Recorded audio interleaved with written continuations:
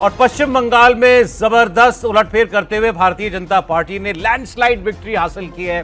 200 के करीब 194 सीटों पर इस वक्त भारतीय जनता पार्टी के उम्मीदवार आगे चल रहे हैं या जीत रहे हैं और तृणमूल कांग्रेस का आंकड़ा 100 के नीचे आ गया है, जिसको पिछली बार 215 सीटों पर जीत हासिल हुई थी। असम में भी एक तरफा भारतीय जनता पार्टी एक 2/3 मेजॉरिटी से ज्यादा की तरफ बढ़ रही है।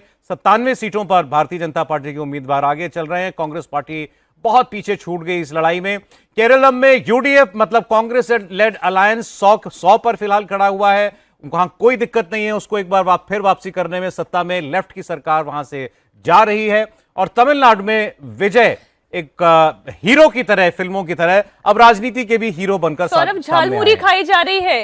ये दिल्ली की मुख्यमंत्री हैं रेखा गुप्ता, और अब देखिए झालमुरी खिलाने का ये जो दिल्ली की पूरी कैबिनेट है वो फिलफिला शुरू हो गया। मुझे पता चला कि सुनील बंसल जी भी झालमुरी खिला रहे हैं। उधर कोलकाता में बीजेपी कार्यालय भी है देवेंद्र, वहां पर भी खूब झालमुरी खाई जा रही है। हरियाणा से ये ट्रेंड ज्यादा शुरू हो गया, वो जलेबी वाले याद हो गया, तो उसके बाद से एकदम से ये ट्रेंड ही चल रहा है कि खाने पीने के सामान को भी पॉलिटिक्स में लेके आओ और फिर उसके आधार पर राजनीति करो। ने कहा था कि आऊंगा झालमुरी और संदेश, तो झालमुरी और संदेश दोनों तैयार है। और नतीजे इंडिया टीवी पर देख रही हैं दिल्ली के मुख्यमंत्री, ये भी बताइए। पीछे इंडिया टीवी चल रहा है उनके।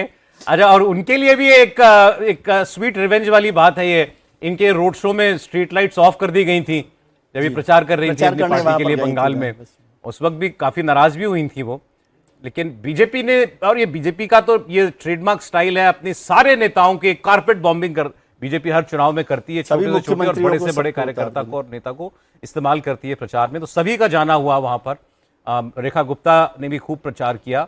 और जो असली ताकत होती है ना सौरभ इलेक्शन लड़ने की, वो यही होती है। किस रूप में?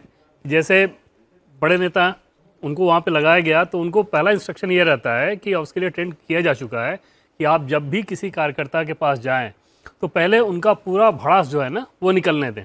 जितना वो आपको सुनाना चाहें, जो कुछ भी करना चाहें, पूरी बात सुन लेने के बाद फिर उसके बाद धीरे धीरे ये समझाना शुरू करें कि आखिर पार्टी है, देखिए पार्टी के लिए लोग कैसे त्याग करते हैं, इस स्टेट में क्या किया, उस स्टेट में क्या किया। जैसे बंगाल में जब वायलेंस को लेकर बात हुई तो वहाँ पर केरल का उदाहरण दिया गया कि केरल में तो हाथ काट दिया जाता है, इस तरह से होता है, फिर भी वहाँ के कार्यकर्ता अपने लगे रहते हैं। तो उस रूप में आप अंदर का जो फ्रस्ट्रेशन है उसको निकाल के पॉजिटिव वे में अपने लोगों को जोड़ लेते हैं। तो बीजेपी के नेताओं का ये मानना रहता है कि ये जो ताकत है